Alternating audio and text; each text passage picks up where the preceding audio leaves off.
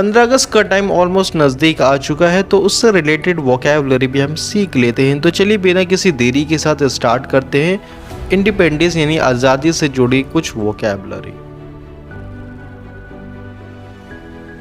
देशभक्त, देशभक्त को पीट्रियट कहते हैं। पीट्रियट, PATRIOT, पीट्रियट। बलिदान, बलिदान को अंग्रेजी में सेक्रीफाइस कहते हैं। बलिदान को अंग्रेजी में सेक्रीफाइस कहते हैं। धूमधाम, धूमधाम को अंग्रेजी में पॉम एंड शो कहते हैं। पॉम एंड शो। झंडा फहराना, झंडा फहराने को अंग्रेजी में टू होइस्ट कहते हैं। टू होइस्ट कहते हैं।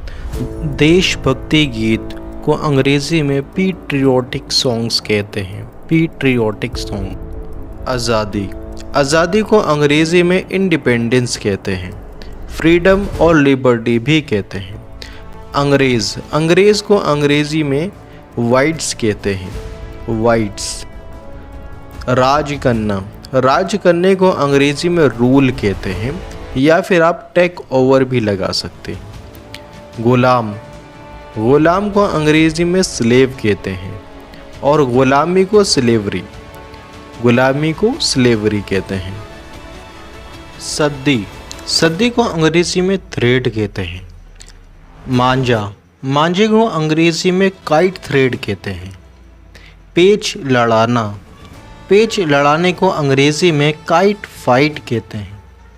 चरखी, चरखी को अंग्रेजी में रील कहते हैं। पतंग लूटना, पतंग लूटने को अंग्रेजी में ग्रैब द काइट कहते हैं। शहीद को अंग्रेजी में मार्टा कहते हैं। शहीद को अंग्रेजी में मार्टा कहते हैं। शहादत को अंग्रेजी में मार्टरडम कहते हैं। मार्टरडम। सलामी और सलाम को दोनों को ही सल्यूट कहते हैं। सल्यूट कहते हैं।